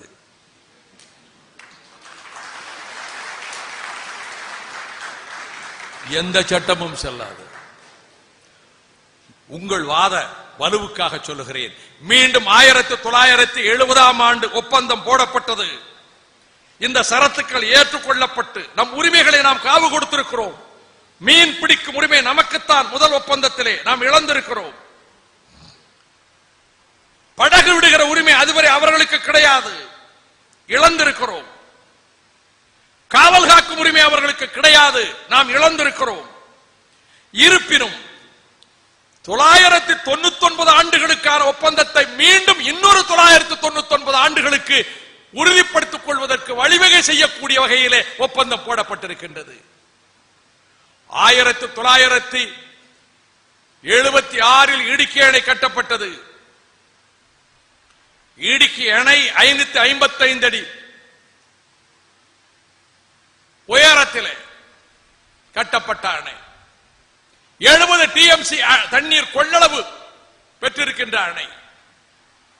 800 மெகாவாட் மின்சாரம் உற்பத்தி செய்வதற்கு போடப்பட்ட அணை. ஆனால் இதற்கு போதுமான நீர்வரத்து இல்லை என்பதனாலே 1979ஆம் ஆண்டு மலையாள மனோரமா பத்திரிகை விஷத்தை விதைத்தது. பெண்ணிக்குள் கட்டிய முல்லை பெரியார் அணை உடைந்து போகும், லட்சக்கணக்கான மக்கள் மடிய நேரிடும் என்று ஒரு அக்கிரமமான பொய்யை சொன்னது. அன்புக்குரிய மாணவ செல்வங்களே, கடல் மட்டத்திலே இருந்து 2869 அடி உயரத்திலே பெண்ணிக்குள் கட்டிய முல்லை பெரியார் அணை இருக்கிறது. ஆனால் இவர்கள் சொல்லக்கூடிய மக்கள் வசிக்கின்ற பகுதி கடல் மட்டத்திலிருந்து 3300 அடி, 3500 அடி, 3800 அடி, 4200 அடி உயரத்திலே இருக்கிறது. தாவி பாய்மா மேல் நோக்கி தண்ணீர். எந்த அடிப்படையிலே இந்த குற்றச்சாட்டை சொல்லுகிறார்கள்? அணை உடைந்து விடும் என்று. 7 ரெக்டர் பூகம்பம் ஏற்பட்டாலும் இந்தியாவிலே ஒரு அணை உடையாதென்றால் அது பெண்ணிக்கு கட்டி இருக்கக்கூடிய முல்லை பெரியார் அணையாகும். இது நம்முடைய பொறியாளர்கள் தந்திருக்கக்கூடிய விளக்கம். அணை ஏற்கனவே வலுவாக இருக்கிறது. 1079ஆம் ஆண்டு இந்த பிரச்சனை வந்தபோது மத்திய நீர்வள கமிஷனுடைய தலைவர் KC தாமஸ் பார்வையிட வந்தார். 79 நவம்பர் 24 அவர் அணையை பார்வையிட வந்தார். அங்கே இருந்த சட்டமன்ற உறுப்பினர் ஏவி விட்டு ஆண்களும் பெண்களும் குறிப்பாக தாய்மார்கள் மாரடித்துக் கொண்டு அழுதார்கள். KC தாமஸை உள்ளே போக விடவில்லை. அதையும் மீறி KC தாமஸ் உள்ளே சென்றார். பார்த்துவிட்டு the dam is very strong and safe என்று சொன்னார். திருவனந்தபுரம் சென்றார். நிர்பந்தம் அவருக்கு கொடுக்கப்பட்டது. முத்தரப்பு பேச்சுவார்த்தை என்றார். நவம்பர் 25, 79 திருவனந்தபுரத்திலே தமிழக அரசு, கேரள அரசு, மத்திய நீர்வள கமிஷனுடைய முன்னிலையிலே பேசிக்கொண்டபடி அணை வலுவாக இருந்தாலும் கூட கேரளத்திலே இப்படி ஒரு சந்தேகம் எழுப்பப்படுவதனால் அணையை வலுப்படுத்துகின்ற வேலைகளை தமிழக அரசு மேலும் செய்யட்டும். அதுவரை 136 அடியாக தண்ணீரை 152 அடியிலிருந்து குறைத்துக் கொள்ளட்டும். வலுப்படுத்திக் கொண்ட பிறகு மீண்டும் 152 அடிக்கு தண்ணீரை உயர்த்திக் கொள்ளலாம். இது 79 செய்து கொள்ளப்பட்ட ஒப்பந்தம். இது ஒரு பாதகம்தான், நடந்து முடிந்து விட்டது. ஆனால் இதன் விளைவு நமக்கு என்ன தெரியுமா? திருப்பத்தூர், திருப்புவனம் பகுதியிலே 38,000 ஏக்கர் பாசனத்தை இழந்தோம். 86,000 ஏக்கர் இருபோக பாசனம் ஒருபோக பாசனம் ஆயிற்று. 53,000 ஏக்கர் நதி பாசனத்துக்கு கிணற்று பாசனத்துக்கு சென்றது. விவசாய உற்பத்தியில் ஆண்டுக்கு 55 கோடி நட்டமும், மின் உற்பத்தியில் 75 கோடி நட்டமும் ஆண்டு ஒன்றுக்கு ஏற்பட்டு கடந்த 32 ஆண்டுகளில் ஏறத்தாழ 4,200 கோடி ரூபாய் தமிழகத்துக்கு நட்டம் ஏற்பட்டிருக்கிறது. இது வழக்கு மன்றத்துக்கு சென்றது பிரச்சனை. உச்சநீதிமன்றத்துக்கு சென்றது எப்பொழுது? அணையை வலுப்படுத்துகின்ற வேலைகளுக்கு முட்டுக்கட்டை போட்டது கேரளம். இருப்பினும் அணை வலுப்படுத்தப்பட்டு விட்டது. மிக அருமை, முன்னை விட 1000 மடங்கு வலுப்படுத்தப்பட்டு விட்டது. இந்த வலுப்படுத்துகின்ற வேலை செய்வதற்கு முன்னாலேயே அணை வலுவாக இருக்கிறது, பூகம்பத்துக்கு கிடையாது. That is the point. இப்பொழுது 3 முறைகளிலே it is a gravitation dam. புவியீர்ப்பு சக்தியிலே பலத்தை, மேலே இருக்கிற பலத்தை கொண்டு இருக்கக்கூடிய அணை. மேலே மேலும் 12,000 டன் எடை கான்கிரீட் கேப்பிங், கான்கிரீட் தொப்பி அமைக்கப்பட்டு விட்டது. இன்னொன்று கான்கிரீட் ஆங்கரிங். 1241 அடி நீளமுள்ள முல்லைப்பெரியார் அணையில் முதலில் அமைக்கப்பட்ட போது 144 அடி 6 அங்குலம் அடித்தள அகலம் இருக்கக்கூடிய அணையில் மேல்மட்டம் 10 அடி 6 அங்குலம் என்று முதலில் அமைக்கப்பட்ட மேல்மட்ட அகலம் அமைக்கப்பட்டிருக்கக்கூடிய அணையில் 9 அடிக்கு ஒரு துளை வீதமாக மேலிருந்து கீழ் நோக்கி துளையிடப்பட்டு அது பாறைகளுக்கு உள்ளேயே 30 அடி ஆழத்துக்கு துளையிடப்பட்டு 20 அடி வரை சிமெண்ட் கரைசலை ஊற்றி அதன் பிறகு 7 மில்லிமீட்டர் சுற்றளவிலே 34 உருக்கு கம்பிகளை ஒன்றாக ஒரே உருட்டு கம்பியாக்கி அது மேலே இருந்து உள்ளே செலுத்தி இந்த 20 அடி சிமெண்ட் கரைசலுக்குள் செலுத்தியதற்கு பிறகு மேலும் 10 அடி இருக்கிறது பாறையிலே. அதன் பிறகு கிட்டத்தட்ட 1200 டன் எடையிலே அதை இழுப்பு வகையிலே அதை மேல் நோக்கி இழுக்க செய்து மீண்டும் சிமெண்ட் கரைசலை விட்டு இப்படி வரிசையாக இந்த ஆங்கரிங் முறையிலே அணை முன்னை விட 1000 மடங்கு வலுப்படுத்தப்பட்டு விட்டது. மேலும் 56 அடிக்கு சப்போர்ட் டேம், கான்கிரீட் பேக்கிங், இவையெல்லாம் செய்து முடித்த பிறகு எந்த பூகம்பத்துக்கும் இந்த அணை உடையாது. 1924 என்று கருதுகிறேன், ஒரு முறை வெள்ளம் வந்து 155 அடியும் தாண்டி மேலே 6 அடி உயரத்துக்கு தண்ணீர் போனது. அணை உடைந்து இதோடு போய்விட்டது என்று வெள்ளைக்கார அரசு காலத்தில் எல்லோரும் முடிவுக்கு வந்து விட்டார்கள் இன்ஜினியர்கள். 7 நாள் வெள்ளம் போனது. 7 நாள் வெள்ளம் வடிந்ததற்கு பிறகு பார்த்தால் அப்படியே எக்கு சுவராக எழுந்து நிற்கிறது பென்னிக்குய் கட்டிய அணை. ஆகவே இதற்கு ஆபத்தில்லை. இருப்பினும் இது வழக்கு மன்றத்துக்கு சென்று நீதிமன்றத்திலே வாதங்கள் மேற்கொள்ளப்பட்டு உச்ச நீதிமன்றம் 2000 ஆண்டிலே தெரிவித்ததற்கேற்ப மத்திய நீர்வள கமிஷன் பிரார் தலைமையிலே, மிட்டல் தலைமையிலே 15 நிமிடங்களை கொண்ட ஒரு குழு, அதற்கு பிறகு பிரார் தலைமையில் 20 நிமிடங்களை கொண்ட குழு, பல மாநிலங்களைச் சேர்ந்தவர்கள் பார்வையிட்டு அணை மிக வலுவாக இருக்கிறது, எந்த சேதமும் ஏற்படாது என்று அறிக்கை தந்த பிறகு நீதிமன்றம், உச்ச நீதிமன்றம் ஒரு கட்டத்திலே இருதரப்பு வாதங்களையும் கேட்டு தமிழ்நாட்டின் பக்கம்தான் சட்டப்படி நீதியும் உரிமையும் இருக்கிறது என்று 27ஆம் தேதி பிப்ரவரி மாதம் 2006ஆம் ஆண்டு 3 நீதிபதிகள், justice Sabharwal, justice Thakker, justice Balasubramaniam, இதில் 3ஆம் கேரளத்துக்காரர் தான், அந்த தீர்ப்பிலே சொல்லிவிட்டார்கள் அணைக்கு எந்த ஆபத்தும் இல்லை, தமிழ்நாட்டுக்குத்தான் உரிமை இருக்கிறது, உடனடியாக 142 அடிக்கு தண்ணீர் மட்டத்தை உயர்த்திக் கொள்ளலாம். After taking strengthening measures of baby dam, central water commission வந்து பார்வையிட்டு விட்டு 152 அடிக்கும் தண்ணீரை உயர்த்திக் கொள்ளலாம். Kerala government and its officials should not put any hurdles. இதற்கு கேரள அரசோ அதிகாரிகளோ எந்த முட்டுக்கட்டையும் போடக்கூடாது. இது உச்சநீதிமன்றத்தின் தீர்ப்பு. வரவேற்புரை ஆற்றிய மாணவர் ஆவேசமாக பேசினார். இந்தியா உடையும் என்றார். அணை உடையாது, ஆனால் இந்தியா உடையும் என்றார். ஏனால் ஊடகவியலாளர்கள் வந்திருக்கிறார்கள், பத்திரிகையாளர்கள் வந்திருக்கிறார்கள். லயோலா கல்லூரியிலே இப்படி ஒரு முழக்கம் கேட்டதே என்று எழுதக்கூடும், நினைக்கக்கூடும். ஆனால் எங்கே இருக்கிறது இறையாண்மை? அவர்கள் வீடுகளுக்கு சென்று சந்தித்து, நீங்கள் அமைக்கின்ற அரசினுடைய செயல் திட்டத்தில் முதலாவது சேர்க்க வேண்டியது நதிகள் இணைப்பு, அது தென்னக நதிகள் இணைப்பு. ஏனெனில் KL ராவினுடைய கனவு அது ஒருபோதும் நனவாகாது என்று மத்திய அரசு அப்பொழுதே தூக்கி எறிந்து விட்டது. கங்கை காவிரி இணைப்பு திட்டத்தை விந்திய மலைகளை கடந்து கொண்டு செல்ல முடியாது, செலவு அதிகமாகும் என்று கூறி, ஆக தீபகற்ப நதிகள், பெனின்சுலா ரிவர்ஸ், ஹிமாலயன் ரிவர்ஸ் 2ஆ பிரிச்சிட்டாங்க. இப்ப தீபகற்ப நதிகளை இணைப்பதற்கு முன்னிடம் கொடுத்து, கிவிங் பிரையாரிட்டி, இந்திய அரசு இணைப்புக்கான திட்டத்தை வகுக்கட்டும் என்று சொன்னதை அன்றைய சூழலில் இந்த எளியவனுடைய என்னுடைய அறிக்கையை அப்படியே வரிபிசகாமல் ஏற்றுக்கொண்டு காமன் மினிமம் புரோகிராமிலே சேர்த்தார்கள். என் சக்திக்கு இதையெல்லாம் செய்திருக்கிறேன். இதை நான் விளம்பரப்படுத்திக் கொள்ள வேண்டும் விரும்பவில்லை, இது பலருக்கு கூட தெரியாது. ஆனால் இப்பொழுது இறையாண்மையை பற்றி சொல்லுவதற்கு காரணம், சுப்ரீம் கோர்ட் தீர்ப்பு வந்தவுடனே அங்கே கேரளத்திலே உமன் சாண்டியை போய் திருவனந்தபுரத்திலே சந்தித்து இதை பற்றி வாதித்திருக்கிறேன் முதலமைச்சராக இருந்த போது. அச்சுதானந்தனுக்கு அச்சப்பட்டுக் கொண்டு அங்கே இயங்குகிறார்கள் எனக்கு தெரியும். சட்டமன்றம் கூட்டப்பட்டது, சட்டம் நிறைவேற்றப்பட்டது. கேரள நதிகள் அந்த அங்கே இருக்கக்கூடிய நீர்ப்பாசன திட்டங்களை குறித்த சட்டத்தில் திருத்தம் கொண்டு வந்து, அதுவரை முல்லை பெரியார் அணை கேரளத்தினுடைய நீர்த்தேக்க பட்டியலில் கிடையாது. 2003 வரையில சுப்ரீம் கோர்ட் தீர்ப்பு கொடுத்ததனால் இந்த திருத்த சட்டத்தில் செகண்ட் ஷெட்யூல்ல புதுசா கொண்டு வந்து முல்லை பெரியாரை சேர்த்தார்கள். அதுவரை முல்லை பெரியார் கிடையாது கேரளாவுடைய அணைக்கட்டு பட்டியலையோ நீர்த்தேக்க பட்டியலையோ கிடையாது. It is a fact. Nobody, I can challenge anybody. சேர்த்து விட்டு முல்லை பெரியார் அணை நீர்மட்டம் எவ்வளவு? 136 அடி.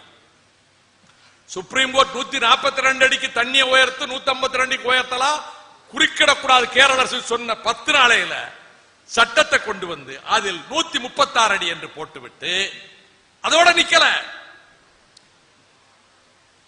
கேரளா ரிவர் வாட்டர் அத்தாரிட்டி அந்த நதிநீர் ஆணையத்துக்கு எல்லா அதிகாரமும் உண்டு.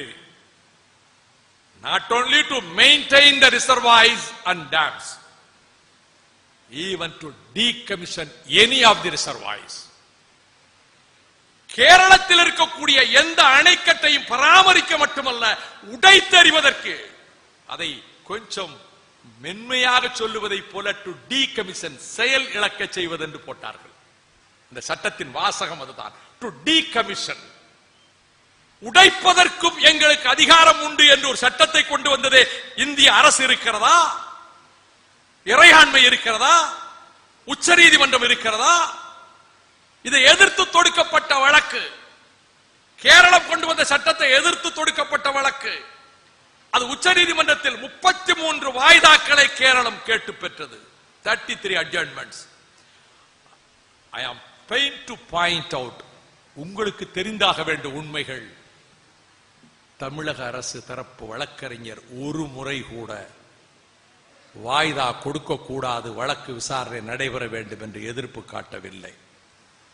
33 வாய்தாக்களுக்கு பிறகு 3.25 வருடத்துக்கு பிறகு மீண்டும் தமிழ்நாட்டுக்குத்தான் நீதி உண்மையிலே கிடைக்கும் என்று உணர்ந்து கொண்ட கேரளம் நரித்தந்திரத்தோடு இந்த வழக்கை இந்த நீதிமன்றம் விசாரிக்க கூடாது, it should be referred to a constitution bench, அரசியல் சட்ட அமர்வுக்குத்தான் இது அனுப்பப்பட வேண்டும் என்று சொன்ன போது நான் வருந்துகிறேன். தமிழக அரசு வழக்கறிஞர் முற்பகலில் எதிர்ப்பாக வாய்மொழியாக சொன்னவர் பிற்பகலில் நீங்கள் அரசியல் சட்ட அமர்வுக்கே அனுப்பலாம் என்று எழுத்து மூலமாக ஒப்புதல் கொடுத்ததற்கு பிறகு நமக்கு கிடைக்க இருந்த நீதி பறிபோய் கொடுக்கப்பட்ட நீதி பறிக்கப்பட்டு நீதிபதி ஆனந்த் தலைமையிலே ஒரு குழு அமைக்கப்பட்டு அணை வலுவென்று ஏற்கனவே முடிவெடுத்து சுப்ரீம் கோர்ட் தீர்ப்பு சொன்ன பிறகு இனிமேல் என்ன ஆயப்போகிறீர்கள்?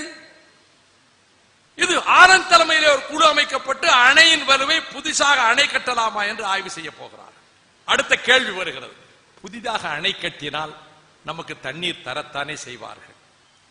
2, புதிய அணை கட்ட தீர்மானிக்கிற இடம் ஏற்கனவே இருக்கக்கூடிய நம்முடைய நீர்மட்டத்தை விட பள்ளத்திலே அமைக்க போகிறார். யார் நினைத்தாலும் ஒரு சொட்டு தண்ணீர் நமக்கு அவன் கொடுக்கவே முடியாது. இது ஒரு வஞ்சகமான திட்டம். ஏற்கனவே நீங்க நதிகள் என்று சொன்னீர்களே, செண்பகவல்லி தடுப்பணை உடைப்பை சரி செய்ய அந்த எம்ஜிஆர் ஆட்சியிலே கட்டப்பட்ட பணத்தை திருப்பி அனுப்பிவிட்டார்களே, 9 லட்சத்தை. 2000 TMC அரபிக்கடலில் வீணானாலும் தரமாட்டார்களே. நெய்யாறு இடதுகரை சேனல் காமராஜர் ஆட்சி காலத்திலே நம் செலவில் அமைக்கப்பட்டதே இன்று வரை தண்ணீர் தருகிறானா? புதிதாக அணை கட்டி அதிலே தண்ணீர் தரப்போகிறார். இப்பொழுது என்ன செய்கிறார்கள் என்றால், புதிய அணை தமிழ்நாட்டுக்கு தண்ணீர், கேரளத்துக்கு பாதுகாப்பு. என்னுடைய அன்புக்குரியவர்களே, கேரள மாணவர்கள் இங்கே படிப்பார்கள். அந்த மாணவர்களிடம் சொல்லுங்கள், இன்றைக்கு கேரளத்தின் எந்த பகுதிக்கு சென்றாலும் அதிகமாக நிந்திக்கப்படுகின்றவன் நான் என்பது எனக்கு தெரியும். அவர்கள் உண்மையை உணராமல் பேசுகிறார்கள். அவர்களை சாகடித்து விட்டு நாங்கள் சாகுபடி செய்ய விரும்பவில்லை. அங்கே லட்சக்கணக்கான மக்கள் உயிர்களை பலி கொண்டு விட்டு நாங்கள் அணை கட்டி வாழ விரும்பவில்லை.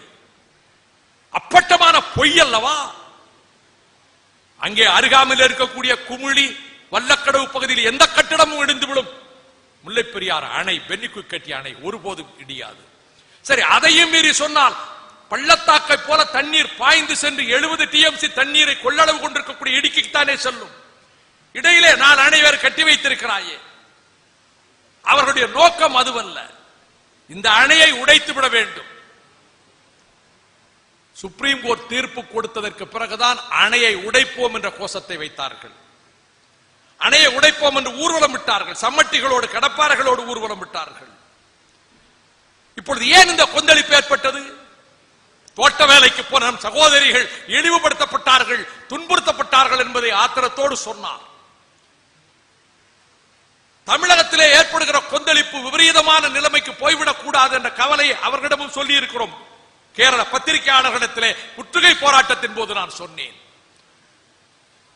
கேரள மக்களுக்கு சொல்லுங்கள், இந்த அணை உங்களையும் வாழ வைக்கிறது, எங்களையும் வாழ வைக்கிறது. The Mullai Periyar Dam constructed and built by Pennyquick is serving both the states. எப்படி? இங்கே இருந்துதான் காய்கறிகள், பழங்கள், தானியங்கள், அரிசி, எல்லாம் பால் எல்லாம் போக வேண்டும். கேரளத்திலே கழனிகள் கிடையாது, வயல்வெளிகள் கிடையாது. ஓடும் நதிகள் உண்டு, குதித்து பாய்கின்ற சிற்றாறுகள் உண்டு. பச்சை பசேல் என்று மரகத கம்பளம் விரித்தாற் போல் எங்கும் பசுமையான காட்சி உண்டு. உயர்ந்த குன்றங்கள் உண்டு, மலைகள் உண்டு, தாவியலும் அலைகளை கொண்ட அரபிக்கடல் உண்டு. ஆனால் நிலம் கிடையாது. நாங்கள் தான் உங்களுக்கு உணவளிக்க முடியும். எங்களை அன்னி நீங்கள் வாழ முடியாது. அல்லது கர்நாடகத்திலிருந்தும் ஆந்திரத்திலிருந்தும் கடல் வழி நீங்கள் கொண்டு வர முடியுமா? கட்டுப்படி ஆகுமா? நடக்கக்கூடிய காரியமா? நீங்கள் உண்பதற்கு பயன்படுத்துகின்ற மாட்டிறைச்சியிலிருந்து ஆட்டிறைச்சி வரை அனைத்தும் இங்குதான் கால்நடைகள். ஏன் இங்கே சுரண்டப்படுகிற மணல் கூட அங்குதானே வருகிறது. அங்கே ஒரு கூடை மணல் அள்ள முடியாது. கட்சிகளும் அனுமதிக்காது, மக்களும் அனுமதிக்க மாட்டார்கள். எனவே அவர்களுக்கும் வாழ்வு கொடுக்கிறது. நாம் காசுக்குத்தான் தருகிறோம். ஆயினும் கூட இந்த பொருளாதார முற்றுகை என்று சொன்னதற்கு காரணம் ஒரு எச்சரிக்கை விடுவதற்கு. நம் தலையில் கல்லை போட நினைத்தால் அழிவல்லவா வரும். அணையை உடைக்க விட மாட்டார்கள். தமிழகம் கொந்தளித்து விட்டது. 3 பேர் உயிரிழந்திருக்கிறார்கள். இடிமுழக்கம் சேகர், ராஜேந்திரன், ஜெயபிரகாஷ் நாராயணன். வியாபாரிகள் நட்டம் ஏற்பட்டாலும் பரவாயில்லை, பொருள்களை அனுப்ப மாட்டோம் என்று முற்றுகை போட்டார்கள். அணையை உடைக்க போகிறான் என்று ஒரு செய்தி வந்தால் எந்த ராணுவமும் பட்டாளமும் தடுக்க முடியாது. தமிழ்நாட்டு இளைஞர்கள் கொந்தளித்து செல்வார்கள். யாரும் தடுக்க முடியாது. தடுக்க முடிந்ததா 2 மாதம்? எத்தனை போலீஸ் வச்செல்லாம் தடுக்க முடியாது. மிலிட்டரியை கூட தடுக்க முடியாது. அது 2 மாநிலத்துக்கும் கேடு அல்லவா? நமக்கும் கேடு, அவர்களுக்கும் கேடு. ரத்த களரி அல்லவா விளையும். எத்தனை பிணங்கள் விழும். இதை நான் சொன்னேன். ஆகவே கேரளத்துக்கு துன்பம் விளைவிப்பது நம்முடைய நோக்கம் அல்ல. அந்த அணைக்கு ஆபத்து பூகம்பத்தால் அல்ல, சதிகாரர்களால் என்று இந்திய அரசின் உள்துறை அமைச்சகத்தினுடைய தொழில் பிரிவினுடைய தொழில் இலாக்கா தொழில்துறையை கண்காணிக்கின்ற உளவு பிரிவு, security section of the industrial branch of the IB of the home ministry of India என்ன கொடுத்திருக்கு? 9-10 தேதிகளில் 2008ஆம் ஆண்டு ஒரு அறிக்கையை உளவு மத்திய உள்துறை அமைச்சருக்கு அனுப்பி இருக்கிறது. அதில் அணைக்கு ஆபத்து ஏற்படலாம், பூகம்பத்தால் அல்ல, சதித்திட்டத்தால் உடைக்கப்படலாம். எனவே the Kerala police personnel should be removed from the dam site and the immediate task of the central government to deploy Central Industrial Security Force or Central Reserve Police Force. மத்திய ரிசர்வ் போலீஸ் படையை, மத்திய தொழில் பாதுகாப்பு படையை அங்கே கொண்டு போய் குவிப்பது உடனடி தேவை என்று மத்திய அரசாங்கத்தினுடைய உள்துறை அமைச்சகத்தினுடைய உளவு பிரிவு எச்சரிக்கை செய்திருக்க அறிக்கையினுடைய பிரதி என்னிடம் இருக்கிறது. அப்படியானால் இதை பாதுகாக்க வேண்டிய கடமை மத்திய அரசுக்கு உண்டல்லவா? அதற்கு மாறாக இப்பொழுது டிசம்பர் 2ஆம் தேதி ஒரு அரசியல் கட்சியை சேர்ந்தவர்கள் சமட்டியோடு போய், வெல்டிங் மிஷின்களோடு போய், வெல்டிங் கட் செய்யக்கூடிய மிஷின்களோடு போய் சட்டரை இயக்குகின்ற சங்கிலியை உடைக்க வெட்டிவிட முயன்றார்கள். கட்சி கொடிகளோடு போனார்கள். இது 2ஆம் தேதி. 4ஆம் தேதி இன்னொரு கட்சி, 2ம் அகில இந்திய கட்சிகள், இன்னொரு கட்சி பேபி டேமை உடைப்பதற்குள்ளே போனார்கள். 5ஆம் தேதி நான் பிரதமரை சந்தித்தேன். அப்பொழுது டாக்டர் மன்மோகன் சிங் அவர்களிடம் சொன்னேன், அணையை உடைப்போம் என்று வெளிப்படையாக பேசுகிறார்கள், ஊர்வலம் விடுகிறார்கள். இதை பாதுகாக்க வேண்டியது உங்கள் கடமை. மத்திய ரிசர்வ் பட்டாளத்தை உடனே அனுப்புங்கள். ஐ ஆம் ஆல்சோ worried என்று சொன்னவர், பட் கேரள அரசினுடைய சம்மதம் இல்லாமல் அப்படி நான் அனுப்ப முடியுமா என்பது பற்றி நான் யோசிக்க வேண்டும் என்றார். நான் உடனே அவரிடம் சொன்னேன், நான் எந்த பதவி அவரிடம் சொன்னேன், எனக்கு எந்த ஒரு நாடாளுமன்ற உறுப்பினர் கூட அல்ல, ஆனால் நான் சந்திக்க வேண்டும் என்றவுடன் எனக்கு இந்த நேரத்தை ஒதுக்கி தந்ததற்கு நன்றி தெரிவிக்கிறேன். ஆனால் வருத்தத்தோடு சொல்லுகிறேன், கைண்ட்லி பேர் வித் மீ. இப்படி அணையை உடைக்கின்ற இந்த முயற்சிகளில் அவர்கள் ஈடுபடுவார்களானால் இந்திய ஒருமைப்பாடு நம் கண் முன்னாலேயே உடைந்து சிதறி போகும். What happened in Soviet Russia will happen in this country. 15 நாடுகளாக சோவியத் ரஷ்யா துண்டு துண்டாக போய்விட்டது. அமெரிக்க அரசுக்கு ஏகாதிபத்தியத்துக்கும் அறைகூவல் விடக்கூடிய அளவுக்கு வலிமை வாய்ந்த செஞ்சேனையை கொண்டிருந்த சோவியத் ரஷ்யா விண்வெளியிலே முதலாக ககாரினை மிதக்க விட்ட சோவியத் ரஷ்யா காப்பாற்றிக் கொள்ள முடியவில்லையே ராணுவ பலத்தால் நாட்டின் ஒற்றுமையை. அதை போல அணையை உடைப்போம் என்கின்ற அந்த முயற்சியை அவர்கள் தடுத்து நிறுத்தியாக வேண்டும். இப்பொழுது கடைசியாக இப்பொழுது என்ன நிலைமை தெரியுமா? மாணவர்கள் நீங்கள் அறிந்து கொள்ள வேண்டும் என்பதற்காக சொல்லுகிறேன்.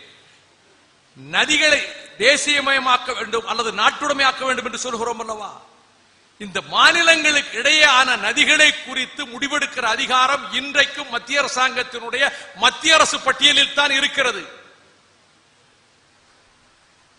The Union List 7th Schedule 56வது ஐட்டம், அதன்படி interstate rivers, river valleys,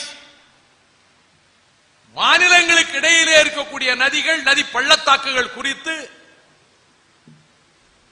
மத்திய அரசுக்கு கட்டுப்படுகின்ற வகையிலே பாராளுமன்றம் இயற்றுகின்ற சட்டத்துக்கு கட்டுப்பட்டுத்தான் அந்த முடிவுகள் மக்கள் நலனுக்காக எடுக்கப்படுவதற்கு அதிகாரம் வழங்குகிறது. மாநில பட்டியலிலே இருக்கிறது 17வது பிரிவிலே வாட்டர், தண்ணீர். ஆனால் மத்திய அரசினுடைய இந்த பட்டியலுக்கு உட்பட்டது, கட்டுப்பட்டது என்று கான்ஸ்டிடியூஷன் சொல்லுகிறது. இப்பொழுது என்ன நடக்கிறது தெரியுமா? வருத்தப்படுகிறேன். கேரள அதிகாரிகள் மைய அரசிலே மிக முக்கிய இடங்களில் இருக்கிறார்கள்.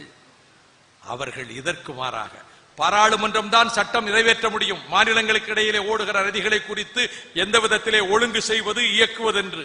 இவர்கள் என்ன சட்டம் கொண்டு வர போறாங்க தெரியுமா?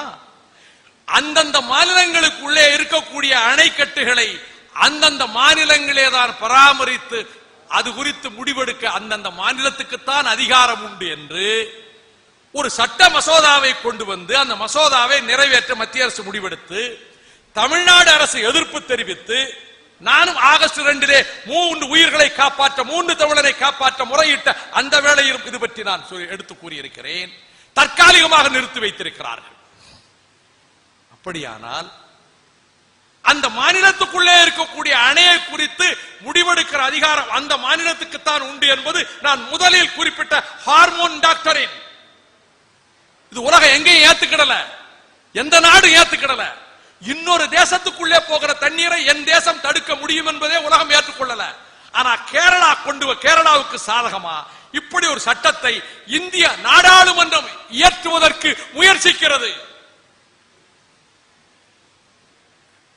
இதே போக்கு இந்தியாவை உடைத்து துண்டாடுவதை தவிர வேறு எதிலையும் போய் நிற்காது. நான் வருந்துகிறேன். ஒரு மாநிலம் இன்னொரு மாநிலத்தை வஞ்சிக்க, அணை கட்ட அனுமதிக்க கூடாது.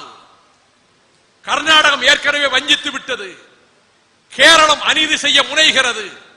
நம் தமிழகத்தின் வாழ்வாதாரங்களை காப்பாற்றிக் கொள்ள நியாயம் நம்பக்கம் இருக்கிறது, உண்மை நம்பக்கம் இருக்கிறது, சத்தியம் நம்பக்கம் இருக்கிறது. அந்த அடிப்படையில் தமிழகத்தின் வாழ்வாதாரங்களை, நதிநீர் வளத்தை காப்பதன் மூலமாக நமது நாகரிகத்தை, பண்பாட்டை, நம்முடைய உரிமைகளை காப்பது மட்டுமல்ல, இந்த புவியில் தமிழனை போல நாதியற்றவன் எவனும் கிடையாது. லட்சக்கணக்கான யூதர்கள் கொண்டு குவிக்கப்பட்டார்கள். அவர்களுக்கு ஒரு தேசத்தை உலகம் அமைத்து கொடுத்து விட்டது. அமெரிக்க செல்வந்தர்கள் தந்தார்கள் பணத்தை, ஆயுதம் தந்தார்கள். லட்சக்கணக்கான தமிழர்கள் கொல்லப்பட்டதற்கு பிறகு, சின்னஞ்சிறு பிஞ்சுகள் கொல்லப்பட்ட பிறகு, நமது சகோதரிகள் நாசமாக்கப்பட்டு, கற்பழிக்கப்பட்டு, கர்ப்பிணி பெண்களின் வயிறு கிழிக்கப்பட்டு, சிசுக்கள் வெட்டேறியப்பட்டதற்கு பிறகு, நமது வழிபாட்டு தலங்கள் அழிக்கப்பட்டதற்கு பிறகு, தமிழர் பகுதிகளிலே சிங்களவன் பௌத்த விகாரங்களை கொண்டு வந்து கட்டி கலப்பு இனமாக்குவதற்கு சிங்களவன் உள்ளே நுழைந்து அக்கிரமம் செய்து கொண்டிருக்கிற வேளையில் எல்லாவற்றையும் ஏமாற்றுவதற்கு வீடு கட்டித் தருகிறோம், பள்ளிக்கூடம் கட்டித் தரப்போகிறோம் என்று ஆயுதம் கொடுத்து, பணம் கொடுத்து, எவராலும் வெல்ல முடியாத விடுதலை புலிகளை களத்திலே தோற்கடிக்க 7 வல்லரசுகளுடைய ஆயுதங்களை கொடுத்து தமிழ் குலத்தையே கருவறுக்க நடத்திய ராஜபக்சே கூட்டத்துக்கு உதவிய அந்த துரோகத்துக்கு பிறகு உலகம் பூராவிலும் கண்ணீரும் கம்பலையுமாக இருக்கக்கூடியவர்கள். நான் ஒன்றை சொல்லுகிறேன், இந்த இடத்திலே 7.5 கோடி பேர் இங்கே இருக்கிறோம். 18 கல் தலைவரே இந்த இனத்தை அழிப்பதற்கு வேலை எக்காரணத்தை முன்னிட்டும் சிங்களவரோடு சேர்ந்து வாழ முடியாது. என் காலத்தை விட வருகிற காலத்தில் இன்னும் உணர்ச்சியும் ஆவேசமும் வீரமும் கொண்ட வாலிபர்கள் வருவார்கள். அவர்கள் ஈழத்தை பெற்றுத் தருவார்கள். நான் பிரசல்ஸிலே ஐரோப்பிய நாடாளுமன்ற கட்டிடத்துக்குள்ளே உரையாற்றுகிற போது சொன்னேன், மாணவர்களே, உங்கள் கல்லூரி வாசலுக்கு வெளியில் வந்து நின்றேன். இந்த அடையாளம் இல்லாமல் வந்து நின்றேன். கட்சி அடையாளம் இல்லாமல் நான் வந்தேன். என் தோழர்களிடம் கட்சி கொடிகளை கட்டி கொண்டு வராதீர்கள் என்று சொன்னேன். உள்ளே வாருங்கள் அண்ணா என்று தம்பிகள் அழைத்த போது வருவது முறையல்ல, நாகரிகம் அல்ல என்று நெடுஞ்சாலையிலே நின்றேன். ஈழத்தில் இனக்கொலை, இதயத்தில் ரத்தம் ஐநா மூவர் குழு அறிக்கையை குறுந்தட்டாக தயாரித்து உங்கள் கரங்களிலே கொடுத்தேன். அதை ஆங்கிலமாக்கினேன். 139 நாடுகளின் தூதர்களிடம் கொண்டு போய் என் சகோதர நாடாளுமன்ற உறுப்பினர் கணேசமூர்த்தி மூலமாக கொண்டு போய் சேர்த்தேன். Genocide of Eelam Tamils, hearts bleed, இதயங்கள் ரத்தம் வடிக்கின்றன. அதை ஆங்கிலத்திலே முறைப்படுத்தி கொண்டு போய் கொடுத்தேன். பிரசல்ஸிலே ஐரோப்பிய நாடாளுமன்ற கட்டிடத்துக்குள்ளே, ஐரோப்பிய ஒன்றிய நாடாளுமன்றத்துக்குள்ளே நான் உரையாற்றுவதற்கு அழைக்கப்பட்ட போது எனக்கு கொடுக்கப்பட்ட நேரம் 10 நிமிடம், எல்லோருக்கும் 10 நிமிடம், எனக்கு 15 நிமிடம், மேலும் 3 நிமிடங்கள் பேசினேன். அப்பொழுது ஒன்றை கேட்டேன் அவர்களிடத்திலே. பல்வேறு நாடுகளின் நாடாளுமன்ற உறுப்பினர்கள் வந்திருந்தார்கள். நான் கேட்டேன், ஒரு குற்றச்சாட்டை சொல்லுங்கள், எங்காவது ஒரு சிங்கள பெண்ணிடம் விடுதலை புலிகள் பாலியல் பலாத்காரம் செய்தார்கள் என்று ஒரு குற்றச்சாட்டை சொல்லுங்கள், நான் தமிழீழத்தை பற்றி பேசுவதை விட்டுவிடுகிறேன் என்று சொன்னேன். அப்படியானால் என்ன தீர்வு? The only solution is a separate sovereign Tamil Eelam. அது எப்படி முடியும்? Through referendum. ஜனநாயகம் தானே. அந்த மக்கள் ஆயிரக்கணக்கான ஆண்டுகளாக தனி கொடி கொற்றம் அமைத்து அரசமைத்து வாழ்ந்த மக்கள் அவர்களுக்கென்று தங்கள் தேசத்தை தீர்மானித்துக் கொள்ளட்டும். கிழக்கு தைமூர் தீர்மானிக்கிற போது, தெற்கு சூடான் தீர்மானிக்கிற போது, மால்டோவா தீர்மானிக்கிற போது, செக்கோஸ்லோவேக்கியா 2 நாடுகளாக பிரிந்து தீர்மானிக்கிற போது ஏன் முடியாது? வைக்கட்டும் அவர்கள் பொது ரெஃபரண்டம். உலகத்தின் பல நாடுகளில் சிதைக்கக்கூடிய ஈழத் தமிழர்கள் அந்தந்த நாடுகளில் வாக்குப்பதிவு செய்யட்டும். modalities could be worked out. அவர்கள் டிசைட் பண்ணட்டும். உலக நாடுகள் முன்வரட்டும். சுதந்திர தமிழீழ தேசம்தான் இதை தந்தை செல்வா 76 மே 14 பிரகடனம் செய்து விட்டார். 61 குழந்தைகள் துடிக்க துடிக்க கொல்லப்பட்டார்களே செஞ்சோலையில். கண்டித்ததா இந்திய அரசு? கிருஷ்ணா நாடகம் அன்று நடந்ததா? சுனாமி வாலண்டியர்ஸ் 17 பேர் சுட்டுக் கொல்லப்பட்டார்கள், 2 முஸ்லிம் இளைஞர்கள் உட்பட. கண்டித்ததா? தமிழ் இனத்தைச் சேர்ந்த 4 நாடாளுமன்ற உறுப்பினர்கள் பட்ட பகலில் நடுவீதியில் சுட்டுக் கொல்லப்பட்டார்களே, ஒரு கண்டனம் தெரிவித்ததா? பசியும் பட்டினியுமாக மடிந்தார்களே, உணவு கொடுக்கப்பட்டதா? மருத்துவமனைகள் மீது பீரங்கி செல்லடிகள் விழுந்ததே. ஐநா மூவர் குழு, மார்சுகி தாரிஸ்மேன் தலைமையிலான குழு அது தெரிவித்த அறிக்கையிலே சொன்னது, இசை பிரியா அந்த யாழ் வாசிக்கக்கூடிய பெண், அவள் மகளுக்கு பெயர் அகல். இருட்டிலே வெளிச்சத்தை தர அகல் விளக்கு ஏற்றுகிறோம் அல்லவா? அந்த 4 மாத குழந்தையின் பெயர் அகல். குண்டு வீச்சிலே செத்து போனாள்.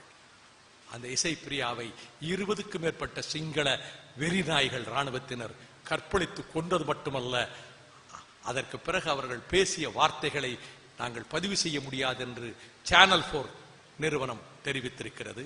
8 இளைஞர்கள் அம்மனமாக இழுத்துக் கொண்டு வரப்பட்டு, நேற்றைக்கு கூட பார்த்தேன், தலிபான்களினுடைய சுட்டுக் கொள்ளுகிற காட்சி மனதை பதைவதைக்கிறது. நான் தொலைக்காட்சியிலே பார்த்தேன்.